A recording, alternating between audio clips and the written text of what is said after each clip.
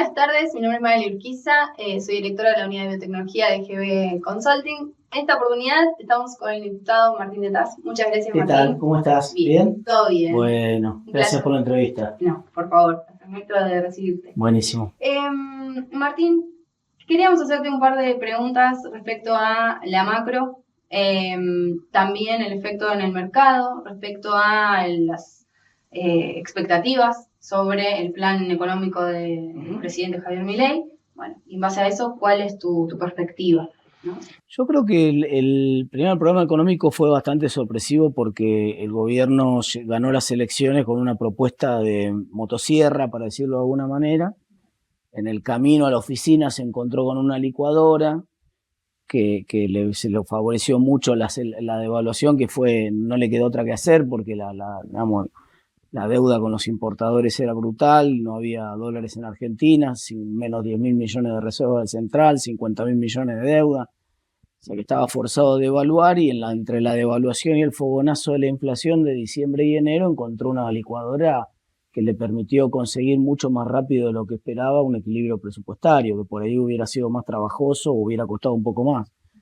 Entonces me parece que el presidente se enamoró de la licuadora y que ahora el problema es que esa licuadora, obviamente, en la medida que la inflación empieza a bajar, esa licuadora se queda sin pilas. Entonces el presidente, y sobre todo a través del Banco Central, acelera la baja de tasa de interés, las pone siempre en terreno negativo.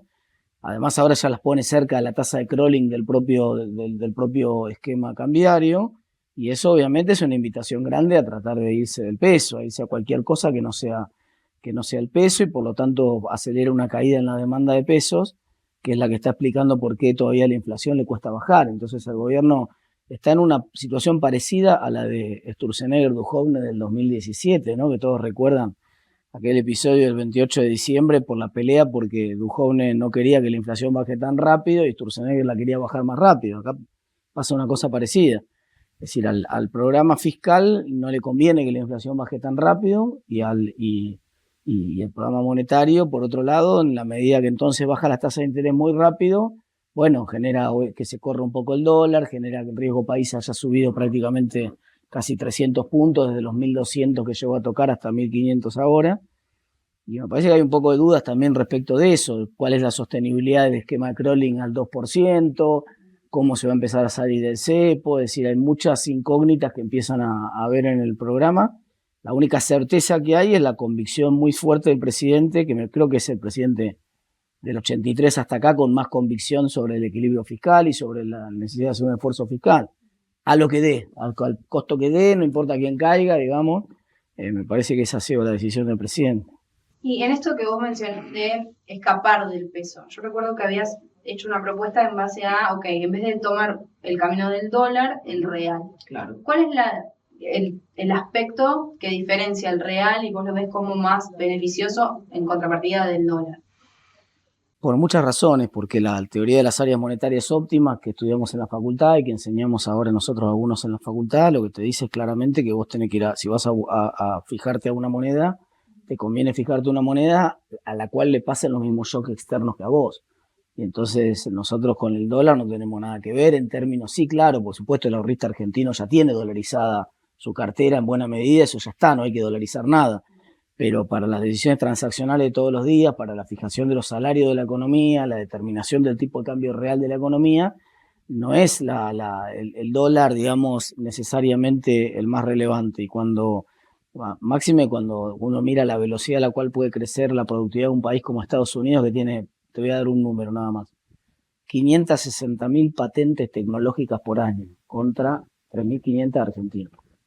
Nosotros tenemos menos del 1% de las patentes por año que tiene Estados Unidos. El crecimiento de la productividad de Estados Unidos tiene chances de volar y el nuestro, en todo caso, de ir mucho más despacio. Entonces, quedar atado a una moneda que no comparte nuestro mismo ritmo de productividad, que no comparte nuestros mismos shocks externos, nos hace que nos genera un problema grave en el mediano y en el largo plazo, que nos pone en el riesgo de tener una crisis del estilo de la de Grecia 2008-2009. Entonces eso obviamente es algo que conviene evitar. Por otro lado, con Brasil es mucho más fácil acordar un swap, un intercambio de monedas que nos permita financiar una eventual corrida contra el peso en un esquema de convertibilidad con el real inicial. Y en tercer lugar, la chance de derrumbar la inflación mucho más rápido si nosotros agilizamos el comercio a través del Mercosur con Brasil. Deberíamos converger muy rápidamente a la inflación de Brasil. Entonces, con un canal de conexión vía comercio exterior y un tipo de cambio fijo contra el real, nosotros automáticamente vamos a la inflación de Brasil y hubiéramos terminado con la inflación en Argentina en 3 o 4 meses, ¿no? En el área de biotecnología, justamente, hay un tema en Estados Unidos puntual que se habla de que se está desincentivando justamente al sector para que siga creando y generando innovación. Se preguntó al CEO de Bausch + Lomb, ex gerente general de Allergan, una empresa de Botox, qué necesitaba Argentina justamente para replicar este modelo de Estados Unidos y convertirse en un aliado y un segundo socio a la hora de generar patentes. Y uno de los ítems que me nombró fue el cuadro de incentivos. Cuadro de incentivos tanto impositivos y de las condiciones macroeconómicas a nivel nacional. Para que eso surja y eso se cree un programa, un esquema acorde, ¿es necesario que se apruebe la ley bases o tienen que tomarse otras medidas? No, por supuesto es necesario, no es suficiente, pero es una condición, punto de partida. Digamos, la estabilidad macroeconómica de Argentina es la gran deuda que tiene Argentina cuando se compara contra Chile, contra Uruguay, contra Brasil, contra Colombia, contra Perú, inclusive con todos los problemas institucionales que tiene Perú, han sabido consolidar una estabilidad macroeconómica a pesar de los vaivenes políticos. Y eso nosotros todavía no lo pudimos conseguir. Entonces, sin estabilidad macroeconómica, todo lo demás es una fantasía. Con estabilidad económica igual tenés un problema. Argentina no respeta contratos, tiene muchos problemas con la justicia. Entonces, cada vez que viene una licitación, ahora que se ha puesto de moda otra vez discutir los programas de participación pública-privada para infraestructura, vos ya sabés que te van a poner una jurisdicción de afuera, porque si no la jurisdicción de acá tiene 500 puntos más de tasa por lo menos. Lo mismo te pasa cuando querés colocar un bono, jurisdicción de acá te miran raro porque saben que hay muchos antecedentes, sobre todo con la especificación asimétrica y con otras cosas que pasaron en Argentina que hacen que nadie confíe en el esquema jurídico argentino. Hasta la propia Corte bancó la especificación asimétrica en su momento en Argentina en el 2002. Entonces, eso, digamos, punto de partida, claro, la estabilidad macroeconómica, punto de partida, la ley base como arranque, pero desde ahí falta mucho. No nos pensemos que se aprueba la ley base y Argentina despega. ¿Y la original o esta?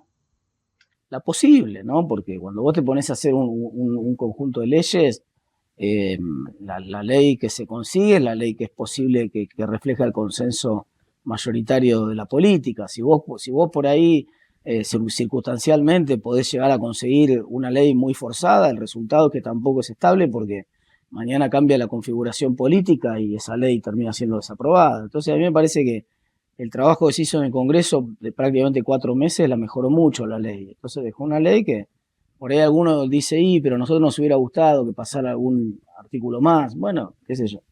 A mí me gustaría medir 1,90 m y que Gimnasia sea campeón. Digo, este es un chiste por elevación para Sucho que lo tengo ahí. Yo sé, me puedo retirar. Pero bueno, pasa a hacer lo posible, ¿no?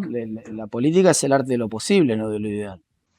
¿Y lo ves en condiciones de poder llegar a un consenso en la parte legislativa? Sí, yo creo que a pesar de que el presidente tiene muy pocos diputados y prácticamente ningún senador, demostró que se puede construir consensos cuando acepta que tiene que haber modificaciones y entonces puede avanzar en la aprobación de leyes. De hecho, consiguió sacar la ley bases en diputados con una mayoría muy holgada.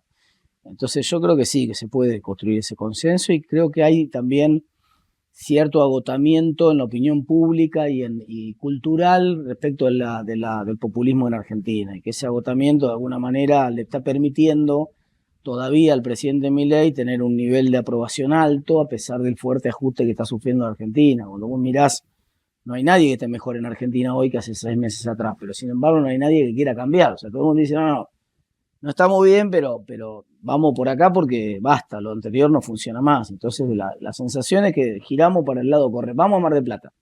Y antes te encontrabas de golpe en el atalaya de la Ruta 7, ¿viste?